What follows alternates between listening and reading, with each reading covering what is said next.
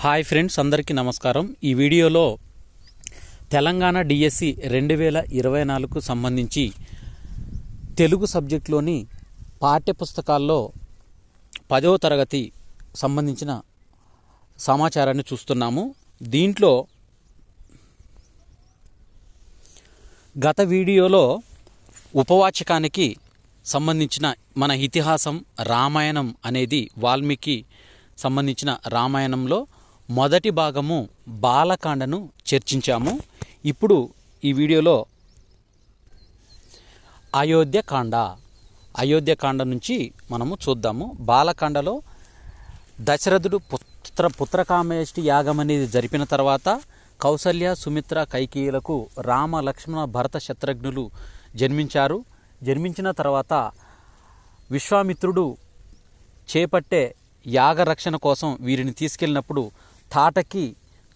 అదేవిధంగా తాటకి అనే రాక్షసి కుమారులైన మారీచుడు, సుబాహులను కూడా యుద్ధంలో వాళ్ళిద్దరిని సుబాహుని, తాటకిని వధించాడు. మారీచుడు సముద్రంలో పడ్డాడు. తర్వాత యాగరక్షణ చేసిన తర్వాత జనక మహారాజు కొలువుకు వెళ్ళి శివధనస్సును విరిచిన తర్వాత సీతాదేవిని వివాహం చేసుకొని తిరిగి అయోధ్యకు వచ్చిన రాముడికి పట్టాభిషేకం చేస్తున్నాడు అని తెలుసుకొని కైక అరణపు దాసి అయిన మందర కైకకు దశరథుడు ఇచ్చిన 2 వరాలను గుర్తు చేసింది. దాంట్లో మొదటిది భరతుడికి పట్టాభిషేకం, రెండవ వరము శ్రీరాముడు 14 సంవత్సరాలు అరణ్యవాసాలకి వెళ్ళాలని. ఈ 2 చేయటం ద్వారా ఆ తండ్రి ఇచ్చిన వరాలను నిలుపుకోవడానికి శ్రీరాముడు అడవులకు వెళ్తాడు లక్ష్మణ సమేతంగా. అక్కడ వరకు మనకు పాఠ్యాంశము. తర్వాత ఈ అయోధ్యకాండలో చూసినట్టయితే దశరథుని పుత్రుల మీద ఎంతో ప్రేమ, వారిని తన శరీరం నుండి పుట్టిన 4 చేతులుగా భావించాడు. ఈ 4 కుమారుల్లో భరత, శత్రుఘ్నులు దేశాంతరంలో ఉండటం వల్ల బెంగపెట్టుకున్నారు. వాళ్ళను మళ్ళీ తలుచుకున్నాడు. దశరథునికి శ్రీరాముని మీద ప్రేమ ఎక్కువ.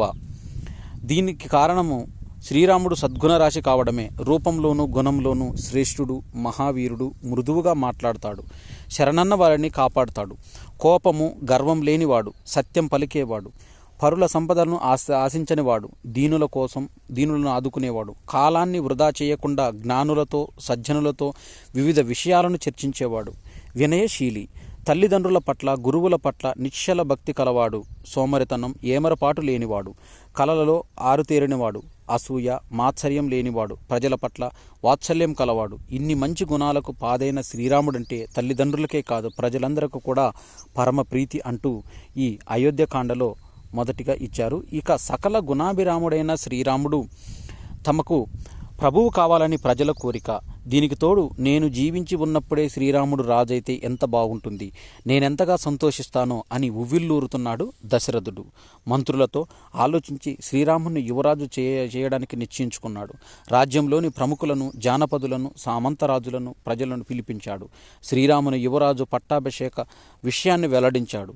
ఇది అందరకు నచ్చినట్లయితే అనుమతివ్వమన్నాడు. దీనికన్నా ప్రజలకు మేలు కలిగించేది ఏదైనా ఉన్నా ఆలోచించి చెప్పమన్నాడు. ప్రజానురంజక పాలన అంటే ఇదే. అంటే అందరి నిర్ణయాలు తీసుకొని పరిపాలన సాగించటం అనేది ప్రజారంజక పాలన. సభలోని వారంతా శ్రీరామ పట్టాభిషేకాన్ని సమర్థిస్తూ హర్షధ్వానాలు చేశారు. రాజాజ్ఞ మేరకు వశిష్ఠుడు మంత్రులను, అధికారులను యౌవన రాజ్య పట్టాభిషేక మహోత్సవానికి ఏర్పాట్లను చేయవలసిందని ఆదేశించాడు. దశరథుడు శ్రీరాముని పిలిపించాడు. శ్రీరాముడు వచ్చి తండ్రికి పాదాభివందనం చేశాడు. దశరథుడు శ్రీరాముని అక్కున చేర్చుకున్నాడు. బంగారు సింహాసనం మీద కూర్చోబెట్టాడు. చిరునవ్వులు చిందిస్తూ, రామ, నీ గుణాలలో ప్రజలను మెప్పించావు. నీకు యువరాజ పట్టాభిషేకం చేసుకోవాలి. నీ బాధ్యత పెరుగుతున్నది. మరింత వినయవంతుడివి కావాలి, జితేంద్రియుడు కావాలి అంటూ రాజధర్మాలను నూరిపోశాడు. తండ్రి వద్ద సెలవు తీసుకొని తల్లి అయిన కౌసల్య దగ్గరికి వచ్చాడు శ్రీరాముడు. ఆమె ఆశీస్సులు అందుకున్నాడు. వశిష్ఠుని ఆదేశం మేరకు వశిష్ఠుని ఆదేశం మేరకు పట్టాభిషేకానికి అనువుగా సీతారాములు ఉపవాస దీక్షను గైకొన్నారు. శ్రీరామ పట్టాభిషేక మహోత్సవం కోసం అయోధ్య తనను తాను అలంకరించుకున్నది. ఇక్కడ చూడండి, అయోధ్య అంట తనను తాను అలంకరించుకుందన్నాడు. నగరమంతా ఆనంద శోభ తాండవిస్తున్నది. ఇది చూసిన మందర కళ్ళల్లో నిప్పులు పోసుకున్నది. కైకేయి అత్తవారింటికి వచ్చినప్పుడు వెంట వచ్చిన అరణపు దాసి ఎవరంటే మందర పరుగు పరుగున కైకేయి దగ్గరికి వెళ్ళి పట్టాభిషేక విషయం చెప్పింది. కైకేయి చాలా ఆనందించింది. వార్త చెప్పినందుకు మందరకు విలువైన బహుమానాన్ని ఇచ్చింది.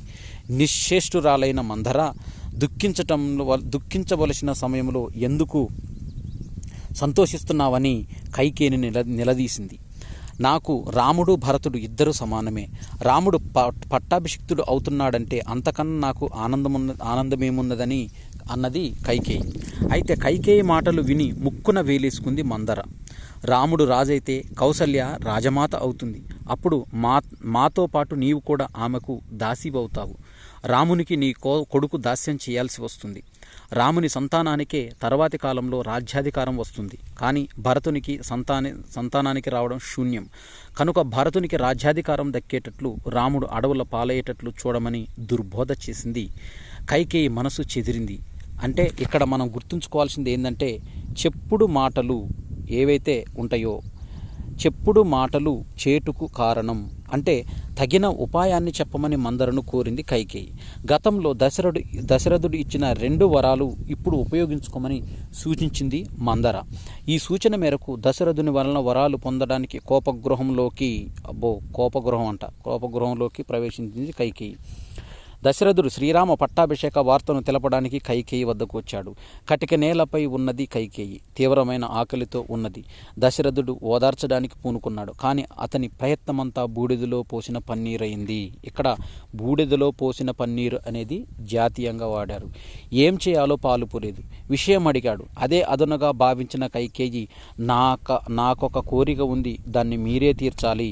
అలా తీరుస్తానని మాట ఇవ్వాలని ప్రాణానికి ప్రాణమైన శ్రీరాముని మీద ఒట్టు పెట్టి సరేనన్నాడు దశరథుడు. ఇంకేం, మనసులో మాటను చెప్పేసింది. గతంలో మీరిచ్చిన 2 వరాలను ఇప్పుడు కోరుకుంటున్నాను. శ్రీరాముని కోసం ఏర్పాటు చేసిన సన్నాహాలతో భరతుడికి పట్టాభిషేకం చేయాలి. శ్రీరాముడు నారచీరలు, జింక చర్మం ధరించి జటాధారి అయ్యి దండకారణ్యానికి వెళ్ళి తాపస వృత్తిలో 14 సంవత్సరాలు ఉండాలి అని శ్రీరాముడు ఇప్పుడే నేను చూస్తుండగానే బయలుదేరాలి అని కోరింది. కైకేయి మాటలకు స్పృహ కోల్పోయాడు దశరథుడు. కొంతసేపటికి తేరుకున్నాడు. తన్నుకొని వస్తున్న దుఃఖంతో, కైకా, రాముడు నీకేం అపకారం చేశాడు? భరతుని కన్నా ఎక్కువ నిన్ను సేవించాడు. అటువంటి వాణ్ణి అడవుల పాల్చేయమని అడగటానికి నీకు నోరెలా వచ్చింది? నా రాముణ్ణి విడిచి నేను ఒక్క క్షణమైనా బతకలేను. చేతులు జోడిస్తున్న నీ పాదాలను పట్టుకుంటా. రాముణ్ణి మాత్రం నాకు దూరం చేయవద్దని బతిమాలాడు. కైకేయి మారలేదు. కట్టిన శిల కన్నీటికి కరుగుతుందా అంటే కరగదు. చెప్పుడు మాటలు బలంగా మనిషిని ప్రేరేపిస్తాయి. శ్రీరాముణ్ణి తోడుకొని రావలసిందిగా కైకేయి సుమంత్రుని ఆజ్ఞాపించింది. రాజాజ్ఞ కావాలన్నాడు సుమంత్రుడు. శ్రీరాముణ్ణి చూడాలని ఉంది, వెంటనే తీసుకురమ్మన్నాడు దశరథుడు. రాజాజ్ఞను పాటించాడు సుమంత్రుడు. శ్రీరాముడు వచ్చి దశరథుడికి కైకేయికి పాదాభివందనాలు చేశాడు. దశరథునికి మాట రావడం లేదు, కన్నీళ్లు తప్ప. తండ్రి బాధకు కారణమేమిటో తెలియక సతమతమవుతున్నాడు దాశరథి. కైకేయిని అడిగాడు. గతంలో నాకిచ్చిన 2 వరాలను అడిగాను. నిన్ను దృష్టిలో ఉంచుకొని వాటిని ఉల్లంఘించేందుకు చూస్తున్నారు. వాటిని నువ్వు పాటిస్తావని ప్రమాణం చేస్తే ఆపుతాను అన్నది కైకేయి. రాముడు క్షణం కూడా ఆలోచించలేదు. నా తండ్రే నాకు గురువు, పాలకుడు, హితుడు. ఆయన ఆదేశించాలే కానీ విషాన్ని తాగటానికైనా సముద్రంలో దూకటానికైనా సిద్ధమే. తండ్రి గారి కోరిక ఏమిటో చెబితే తప్పక పాటిస్తాను అని రాముడు ఆడిన మాట తప్పడని పలికాడు. అంటే అందుకే రాముణ్ణి పితృభక్తి, సత్యానురక్తి అలాంటి వాడు, అంటే పితృవాక్య పరిపాలకుడు. కైకేయి 2 వరాలను గురించి చెప్పింది. రాముని ముఖంలో ఎలాంటి మార్పు లేదు. సంతోషాలకు పొంగిపోవడము, బాధలకు కుంగిపోవడము స్థితప్రజ్ఞుడి. సంతోషాలకు పొంగకపోవడము, బాధలకు కుంగకపోవడం అనేది స్థితప్రజ్ఞుడి యొక్క లక్షణం. అమ్మా, నీవు చెప్పినట్లే చేస్తా. భరతుడంటే నాకు ప్రాణం. అతని పట్టాభిషేకాన్ని గురించి నాన్నగారు నాకు చెప్తే కాదంటానా? ఆయన మాటలను పాటించకుండా ఉండగలనా? నాకు రాజ్యకాంక్ష లేదు. తండ్రికి సేవ చేయటము, ఆయన ఆజ్ఞలను పాటించడం కన్నా మించిన ధర్మాచరణం మానవులకు ఇంకొకటి లేనే లేదు. నాన్నగారు నన్ను స్వయంగా ఆదేశించకున్న మీరు చెప్పారు కదా, అది చాలు. నేనిప్పుడే దండకారణ్యానికి బయలుదేరుతానన్నాడు శ్రీరాముడు. శ్రీరాముని మాటలు విన్న దశరథుడు శోకభారంతో స్పృహ కోల్పోయాడు. శ్రీరాముడు తండ్రి పాదాలకు ప్రణమిల్లాడు. కైకేయి పాదాలకు నమస్కరించాడు. అంతఃపురం నుంచి బయటకు వచ్చాడు. లక్ష్మణునితో కలిసి కౌసల్య మాతను దర్శించుకున్నాడు. తన అరణ్యవాస విషయాన్ని చెప్పాడు. ఆ మాటలు వింటూనే కౌసల్య గండ్రగొడ్డల చేత నరికిన చెట్టు మాదిరిలా, ఉపమేయ అలంకారం ఉపయోగించిండేడా, గండ్రగొడ్డలితో నరికిన చెట్టులా అంటే స్వభావోక్తి అలంకారం, ఇది ఉన్నది ఉన్నట్టుగా చెప్పాడు. గండ్రగొడ్డలి చేత నరికిన మద్ది చెట్టులా నేల మీద పడిపోయింది. అంతులేని ఆవేదనకు లోరైంది. వనవాసానికి వెళ్ళవద్దని కౌసల్య లక్ష్మణుల పరిపరి విధాలుగా శ్రీరాముడికి నచ్చజెప్ప చూశారు. కానీ శ్రీరాముడు మాత్రము మాటకు తలొగ్గాడు. తండ్రి మాటకే తలొగ్గాడు. వెళ్ళక తప్పదన్నాడు. కైకేయి పట్ల తనకు ఏమాత్రం అనాధార భావం లేదన్నాడు. తన పట్టాభిషేకం ఆగిపోవడానికి కైకేయి కారణం కాదని, విధి ప్రేరణచే ఆమె అట్లా మాట్లాడిందని సమర్థించాడు. తనకు రాజ్యమైన వనమాసమైన సమానమేనని ప్రకటించాడు. తర్వాత పుత్ర వ్యామోహంతో కౌసల్య శ్రీరాముని వెంట వనవాసానికి సిద్ధపడింది. కానీ భర్తను వదిలి రావడము ధర్మం కాదన్నాడు శ్రీరాముడు. ఎలాగో మనసును స్థిమితపరుచుకుని కౌసల్య శ్రీరాముణ్ణి దీవించింది. రామా, సత్పురుషుల బాటలో నడువు, నీ ధర్మమే నీకు రక్ష. నువ్వు చేసిన తల్లిదండ్రుల సేవ, నీ సత్యబలం నీకు రక్షగా ఉంటాయి. నీకు ఎలాంటి బాధలు కలుగకుండును కాక అని శుభాశిష్యులను అందించింది. అక్కడి నుండి సీతా మందిరానికి వెళ్ళాడు శ్రీరాముడు. తన వనవాస విషయం చెప్పాడు. అయోధ్యలో ఎలా మసలుకోవాలో సీతకు తెలిపాడు. కానీ సీత రాముని వెంట వనవాసానికి వెళ్ళడానికి నిశ్చయించుకున్నది. ఆ మాటే శ్రీరామునితో చెప్పింది. మీరు లేకుండా స్వర్గ సుఖాలు లభించినా ఇష్టపడను. పతిని అనుసరించడమే సతికి ధర్మం, సుఖప్రదం, శుభప్రదం అని తెలిపింది. శ్రీరాముడు అంగీకరించక తప్పలేదు. తనను కూడా వెంట తీసుకువెళ్ళమని లక్ష్మణుడు శ్రీరాముణ్ణి ప్రాధేయపడ్డాడు. శ్రీరాముని సేవాభాగ్యం ముందు త్రిలోకాధిపత్యం కూడా చిన్నదేనని, సకలోపచారాలు చేసే అవకాశం తమకిమ్మని అభ్యర్థించాడు. సరేనన్నాడు శ్రీరాముడు. తల్లి అయిన సుమిత్రకు, ఆత్మీయులకు, ఇక్కడ లక్ష్మణుడి తల్లి పేరు సుమిత్ర, ఆత్మీయులకు ఈ విషయం తెలిపి వారి ఆమోదాన్ని పొందమన్నాడు. సీత, రామ, లక్ష్మణులు దశరథుని దర్శించడానికి బయలుదేరారు. కాలినడకన వస్తున్న శ్రీరాముని చూసి ప్రజలు బావురుమన్నారు. లక్ష్మణునిలాగా తామందరూ రాముని వెంట వెళ్లాలనుకున్నారు. రాముడు ఉంటే చాలు, అది అడవి అయినా తాము పాలిట అయోధ్యని అనుకున్నారు. సీతారామలక్ష్మణులు దశరథుని మందిరానికి చేరుకున్నారు. దశరథుడు రాణులందరినీ రప్పించాడు. అందరూ విలపిస్తున్నారు, ఒక్క కైకేయి తప్ప. దశరథుని మందిరం కన్నీటిశాల అయ్యింది. దశరథుని మందిరం ఏ విధంగా అంటే కన్నీటిశాల అయ్యింది. ఇంతమంది ఇంత హోరున ఏడుస్తున్న ఒక కైకేయికి మాత్రం చుక్క దుఃఖం కూడా రావట్లేదు. కైకేయి స్వయంగా తెచ్చి ఇచ్చిన నార చీరలను సీతారామ లక్ష్మణులు ధరించారు. తల్లిదండ్రులకు నమస్కరించారు. సుమిత్ర లక్ష్మణునితో, నాయన, నీ శ్రీరాముడు నీ తండ్రి అయిన దశరథుల వారిగా సీతను నన్నుగా భావించు, అంటే అన్నని తండ్రిలాగా, వదినని తల్లిలాగా భావించమని, అడవిని అయోధ్య అనుకో, సుఖంగా వెళ్ళి రమ్మని దీవించింది. సుమంత్రుడు రథాన్ని సిద్ధం చేశాడు. సీతారామ లక్ష్మణులు రథాన్ని ఎక్కారు. రథం వేగంగా ముందుకు సాగుతున్నది. శ్రీరాముణ్ణి విడవలేక కొందరు పౌరులు ఆ రథానికి రెండు వైపులా వెనక భాగంలో వేలాడారు. మంగళ వాద్య ఘోషతో మార్మోగవలసిన అయోధ్య దుఃఖసంద్రమైంది. దశరథుడు తీవ్రమైన బాధతో కౌసల్య మందిరానికి వచ్చాడు. కౌసల్యాదేవి శోకమూర్తిలా ఉన్నది. సుమిత్రాదేవి ఆమెను ఓదార్చింది. శ్రీరాముని రథాన్ని నీడలా అనుసరిస్తున్నారు ప్రజలు. అయోధ్యకు మళ్ళీ పోండని వాళ్లకు శ్రీరాముడు ఎంతగానో చెప్తున్నాడు. మీరే అయోధ్యకు రండి, లేదా మేమే మీ వెంట రావడానికి అనుమతించండి అని వేడుకున్నారు ప్రజలు. రథం తమసా నదీ తీరానికి చేరింది. ఎక్కడ, ఏ నదికి? తమసా నదీ తీరానికి చేరింది. ఆ రాత్రి అందరూ అక్కడే విడిది చేశారు. తెల్లవారుతున్నది. అలసట చేత పౌరులందరూ గాఢ నిద్రలో ఉన్నారు.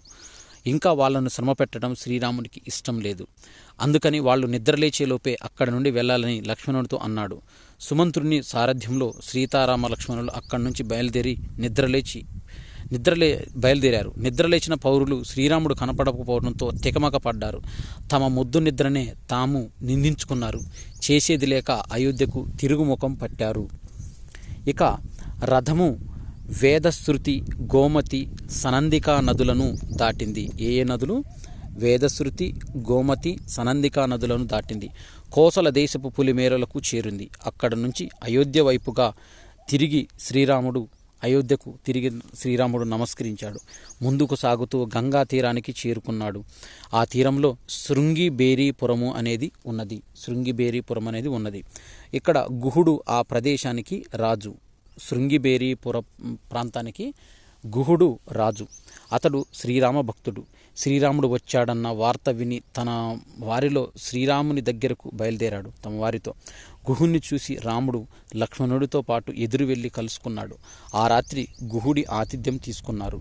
మరునాడు శ్రీరాముని ఆదేశం మేరకు గుహుడు నావను సిద్ధం చేశాడు.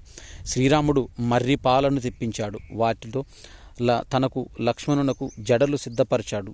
రామలక్ష్మణులు జటాదారులయ్యారు. సీతారామలక్ష్మణులు పడవ ఎక్కారు. అవతలి తీరానికి తీసుకువెళ్లాలని నావికులను సూచించాడు గుహుడు. శ్రీరాముడు సుమంత్రునికి గుహునికి వెళ్ళడానికి అనుమతించాడు. నావను ముందుకు సాగించవలసిందిగా నావికులను ఆదేశించాడు. నది మధ్యలో నావ సాగుతున్నది. సీత గంగను ప్రార్థించింది. ఇలా పోతున్నప్పుడు సీత గంగాదేవిని ప్రార్థించింది. నావ దక్షిణ తీరానికి చేరింది. నావ దిగిన శ్రీరాముడు సీత లక్ష్మణ సమేతుడై వనాలకు బయలుదేరాడు. శ్రీరాముని ఆదేశం మేరకు ముందు లక్ష్మణుడు, వెనుక సీత, ఆ వెనుక శ్రీరాముడు నడుస్తున్నాడు. సాయంకాలానికల్లా భరద్వాజాశ్రమానికి చేరుకున్నారు. ఇది గంగా యమున సంగమ ప్రదేశంలో ఉంది. ఏది? భరద్వాజుని ఆశ్రమం. ముని వాళ్లకు అతిథి సత్కారాలు చేశాడు. వనవాస కాలాన్ని ఆ ప్రాంతంలోనే గడపమని కోరాడు. కానీ రాముడు శుతిమెత్తగా తిరస్కరించాడు. జనులకు అందుబాటులో ఉండని ఆశ్రమవాసానికి అనువైన ప్రదేశమైన సూచించమని శ్రీరాముడు కోరాడు.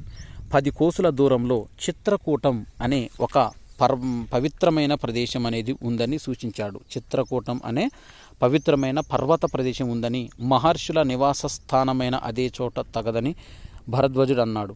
మహర్షి సూచన అనుసరించి యమునా నదిని దాటి చిత్రకూటం చేరుకున్నారు సీతారామ లక్ష్మణుడు. అన్న ఆదేశం ప్రకారం అక్కడే నేరేడు కర్రలతో కుటీరాన్ని నిర్మించారు.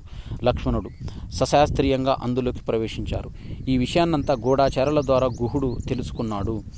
గుహుని ద్వారా సుమంత్రుడు గ్రహించాడు. సుమంత్రుడు గుహుడి వద్ద సెలవు తీసుకుని అయోధ్యకు వెళ్ళాడు. దశరథుడు సుమంత్రుడి ద్వారా శ్రీరాముడి విషయాలను తెలుసుకున్నాడు. అతని తల్లిదండ్రులను ఇచ్చిన శాపాన్ని గుర్తు చేశాడు. ఇక్కడ చూసినట్టయితే కౌసల్య దశరథుల ఆవేదనకు అంతులేదు. దశరథుడు గతంలో తాను మునిబాలకుని పొరపాటుగా చంపిన ఘటనను అతని తల్లిదండ్రులు ఇచ్చిన శాపాన్ని గుర్తు చేసుకున్నాడు. అదే పుత్ర వియోగానికి కారణమన్నాడు. శ్రీరాముని ఎడబాటుకు మనసు కాకావికలమైంది దశరథునికి. దుఃఖాగ్నికి తట్టుకోలేక గుండె చల్లబడింది. అర్ధరాత్రి తర్వాత దశరథుడు ప్రాణాలను విడిచాడు. అందరూ బావురుమన్నారు. ఇక దశరథుని దేహాన్ని ఒక తైలద్రోణిలో భద్రపరిచారు. వశిష్ఠుడి ఆజ్ఞ మేరకు దూతలు భరత శత్రుఘ్నులను తీసుకురావడానికి వెళ్లారు. 7 రోజులు ప్రయాణం చేసి 8వ నాడు అయోధ్యకు చేరుకున్నారు. భరత శత్రుఘ్నులు తండ్రి మరణానికి తల్లడిల్లాడు. భరతుడు తండ్రి అంత్యక్రియలను భరతుడు నిర్వర్తించాడు. శ్రీరామ వనవాస విషయంలో తల్లిని తప్పుపట్టాడు భరతుడు. మందరను చంపడానికి ఉద్యుక్తుడై శత్రుఘ్నుడు భరతుని మాట విని విరమించుకున్నాడు. మంత్రులు భరతుణ్ణి రాజ్యాధికారం చేపట్టమన్నారు. కానీ భరతుడు అంగీకరించలేదు. పెద్దవాడైన శ్రీరాముడే రాజు కావాలి. ఆయనకు బదులు నేను 14 సంవత్సరాలు వనవాసం చేస్తాను. చతురంగ బలాలను సిద్ధపరచండి. నేను వెళ్ళి శ్రీరాముణ్ణి అయోధ్యకు తీసుకువస్తానని తెలిపాడు. భరతుడు అయోధ్యవాసులతో కూడి బయలుదేరాడు. శృంగిబేరపురము చేరాడు. ఎక్కడ? ఇది శృంగిబేరపురం అనేది చేరాడు. గుహుడు భరతుని ఆంతర్యం తెలియక యుద్ధ సన్నద్ధుడయ్యాడు. తీరా విషయం తెలిసాక ఎదురు వెళ్లి భరతుణ్ణి ఆహ్వానించాడు. గుహుని సహకారంతో భరద్వాజాశ్రమం చేరుకున్నాడు భరతుడు. మహర్షి సత్కారాలను అందించి చిత్రకూటం వైపు ప్రయాణించాడు భరతుడు. అడవిలో మృగాల అలజడి మొదలైంది. కారణమేమిటో చూడమన్నాడు లక్ష్మణుడు శ్రీరాముడితో. వెంటనే లక్ష్మణుడు ఒక పెద్ద మద్ది చెట్టెక్కాడు. విషయం అర్థమైంది. చెట్టు దిగి శ్రీరాముని వద్దకు వచ్చాడు. భరతుడు దుర్బుద్ధితో ససైన్యంగా వస్తున్నాడు. మన ధనుర్బాణాలను సిద్ధం చేసుకుందామా అన్నాడు. శ్రీరాముడు లక్ష్మణుని ఆలోచనలో పొరపాటు ఉందని చెప్పాడు. భరతుడు అలాంటి వాడు కాదన్నాడు. లక్ష్మణ, ఒకవేళ నీకు రాజ్యాకాంక్ష ఉంటే చెప్పు, భరతునికి చెప్పి ఆ రాజ్యాన్ని నీకే ఇప్పిస్తానన్నాడు. ఇంతలో భరతుడు పర్ణశాలకు చేరుకున్నాడు. శ్రీరాముని చూడగానే దుఃఖాన్ని ఆపుకోలేకపోయాడు. శత్రుఘ్నుడు శ్రీరాముని పాదాల మీద పడ్డాడు. శ్రీరాముని కళ్ళ నుంచి అశ్రుధారలు కురిశాయి. కొంతసేపటికి తేరుకున్నాడు. భరతుణ్ణి కుశల ప్రశ్నలు వేశాడు. ప్రసంగవశాత్తు రాజనీతి ధర్మాలను బోధించాడు. శ్రీరాముడు తన తండ్రి మరణ వార్త విని విలపించాడు. శ్రీరాముణ్ణి అయోధ్యకు రమ్మని, రాజువు కమ్మని సవినయంగా ప్రార్థించాడు భరతుడు. కానీ తండ్రి మాటే శిరోధార్యమని శ్రీరాముడు అంగీకరించలేదు. శ్రీరాముని నాస్తికవాదంతో ఒప్పింపజూశాడు జాబాలి. ఇక్కడ జాబాలి అనేన ముని నాస్తికవాదంతో ఒప్పించాలని చూశాడు. ఇతడు దశరథుని పురోహితుడు. ఎవరు? జాబాలి. కానీ జాబాలి వాదాన్ని శ్రీరాముడు ఖండించాడు. భరతుని అభ్యర్థన మేరకు శ్రీరాముడు పాదుకలను అనుగ్రహించాడు. అప్పుడు భరతుడు, అన్నా, ఈ పాదుకల మీదనే రాజ్యపాలనా భారాన్ని ఉంచుతాను. ఈ 14 సంవత్సరాలు నేను కూడా జటలను ధరించి నారచీరలను కట్టి వనవాస నియమాలతో నగరం వెలుపల ఉంటాను. 14 సంవత్సరాలు కాగానే నీ దర్శనం కాకుంటే అగ్నిప్రవేశం చేస్తాను అని అన్నాడు. సరేనన్నాడు శ్రీరాముడు. ఆదర్శ సోదర భావం అంటే ఇది. ఆదర్శ సోదర భావం అనేది మనకు తెలుపుతున్నాడు ఈ పాఠ్యాంశం ద్వారా. భరతుడు నందిగ్రామం చేరుకొని పాదుకలకు పట్టాభిషేకం చేశాడు. శ్రీరాముడు సీత లక్ష్మణ సమేతంగా అత్రి మహర్షి ఆశ్రమానికి వెళ్ళాడు. అత్రి అనసూయలు వీరికి సముచిత మర్యాదలు చేశారు. మహాపతివ్రత అయిన అనసూయాదేవి సీతకు దివ్య వస్త్రాభరణాలు ఇచ్చింది. మునీశ్వరుల ఆశీస్సులు తీసుకొని సీతారామ లక్ష్మణులు దండకారణ్యంలో ప్రవేశించారు.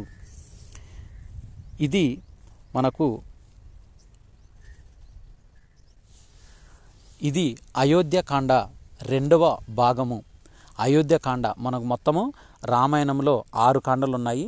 బాలకాండ, అయోధ్యకాండ, అరణ్యకాండ, కిష్కింధకాండ, సుందరకాండ, యుద్ధకాండ అనే 6 వీటిలో ఇది మనకు 2వది అయిన అయోధ్యకాండ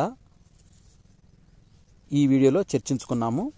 ఈ వీడియో నచ్చినట్టయితే లైక్ చేయండి, షేర్ చేయండి, కామెంట్ చేయండి. నా ఛానల్ సబ్స్క్రైబ్ చేసుకోవడం ద్వారా నేను చేసే వీడియోస్ మీకు నోటిఫికేషన్ రూపంలో వెలువడతాయి. తర్వాత అరణ్యకాండకు సంబంధించిన పాఠ్యాంశాన్ని తర్వాత వీడియోలో చూద్దాము. Thanks for watching.